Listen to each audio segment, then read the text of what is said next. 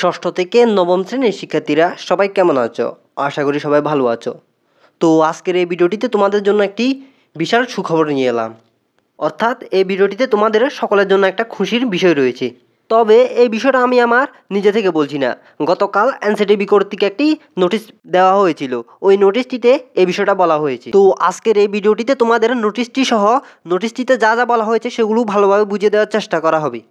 তোমাদের সকলের কাছে আমার একটাই অনুরোধ রইল, ভিডিওটি টেনে টেনে না দেখার জন্য।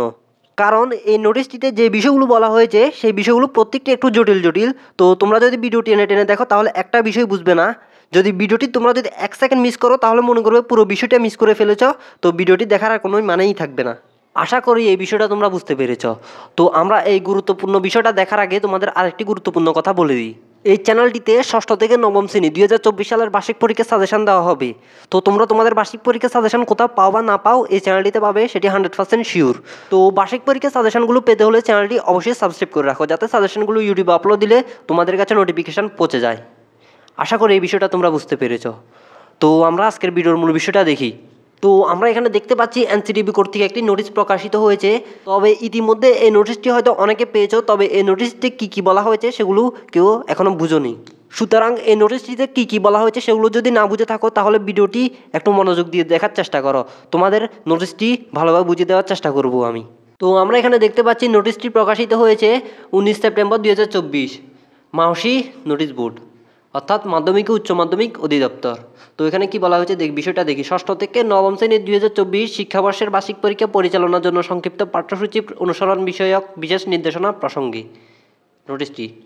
এখানে দেখতে পাচ্ছ সূত্র এনসিটিবি স্মারক নং, তারিখ 18 সেপ্টেম্বর 2024 খ্রিস্টাব্দ। উপযুক্ত বিষয়ে এনসিটিবি কর্তৃক প্রেরিত সূত্রোক্ত পত্রের আলোকে 2024 শিক্ষাবর্ষের ষষ্ঠ থেকে নবম শ্রেণীর শিক্ষণকালীন মূল্যায়ন এবং বার্ষিক পরীক্ষা পরিচালনার জন্য সাধারণ নির্দেশনা ও বিষয়ভিত্তিক নির্দেশনার প্রদত্ত সংক্ষিপ্ত পাঠ্যসূচি এবং নমুনা প্রশ্নপত্র ও মানববন্ধন ইতিমধ্যে শিক্ষা প্রতিষ্ঠান বরাবর প্রেরণ করা হয়েছে। অর্থাৎ কিছুদিন আগে তোমাদের বার্ষিক পরীক্ষা সিলেবাসের সাথে যে নমুনা প্রশ্নপত্রগুলো দেওয়া হয়েছিল সেগুলোর ইঙ্গিত করা হয়েছে এখানে।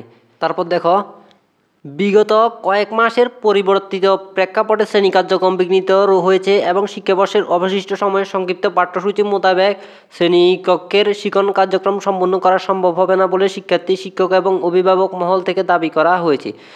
বিষয়টি বিবেচনায় নিয়ে শিক্ষা প্রতিষ্ঠানসমূহ আগামী বার্ষিক পরীক্ষার পূর্ব পর্যন্ত প্রদত্ত সংক্ষিপ্ত সিলেবাসের যতটুকু অংশ সম্পন্ন করতে পারবে তার ভিত্তিতে নমুনা প্রশ্নপত্রের আলোকে প্রশ্নপত্র প্রণয়ন করে বার্ষিক পরীক্ষা গ্রহণ করতে পারবে।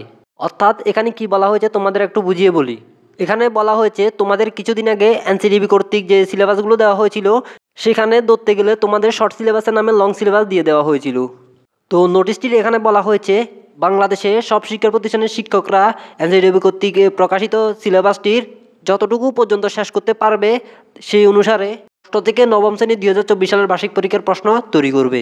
অর্থাৎ তোমাদের এনসিটিবি কর্তৃক দেওয়া সব বিষয় সিলেবাসগুলো যদি পুরো শেষ করতে না পারে তাহলে যতটুকু শেষ করবে সেই অনুসারে তোমাদের বার্ষিক পরীক্ষার প্রশ্ন তৈরি করা হবে। তো আশা করি এই বিষয়টা বুঝতে পেরেছো। তো তারপর কি বলা হয়েছে একটু দেখি। তবে প্রদত্ত সংক্ষিপ্ত পাঠ্যসূচি সিলেবাস যথাসম্ভব সম্পূর্ণ করে পরীক্ষা গ্রহণ করার বিষয়টি সর্বোচ্চ বিবেচনায় নেওয়ার জন্য শিক্ষা প্রতিষ্ঠান প্রধানগণকে সূত্রোক্ত স্মারকে অনুরোধ জানানো হয়েছে। অর্থাৎ এখানে বলা হয়েছে সব শিক্ষা প্রতিষ্ঠানের প্রধানকে যাতে সিলেবাসগুলো পুরো শেষ করার চেষ্টা করতে, অর্থাৎ সম্পূর্ণ চেষ্টা করতে। তো তোমাদের এই আপডেটটি ছিল এটুকু, আশা করি বুঝতে পেরেছো। এবং তোমাদের প্রথমেই বলে দেওয়া হয়েছিল এই চ্যানেলটিতে তোমাদের জন্য কী রয়েছে।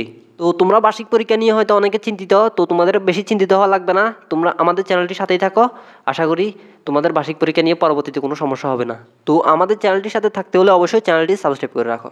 তো আজকের ভিডিওটি ছিল এটুকু, আশা করি তোমাদের কাছে ভালো লেগেছে। যদি ভালো লেগে থাকে তাহলে অবশ্যই লাইক দিবে, কারণ তোমরা যদি লাইক দাও তাহলে উৎসাহ পাই যাতে তোমাদের জন্য এই ধরনের নতুন নতুন ভিডিও তৈরি করি এবং তোমাদের জন্য সাজেশন দিতে আগ্রহী হই। সুতরাং সবাই ভালো থেকো, আল্লাহ হাফেজ।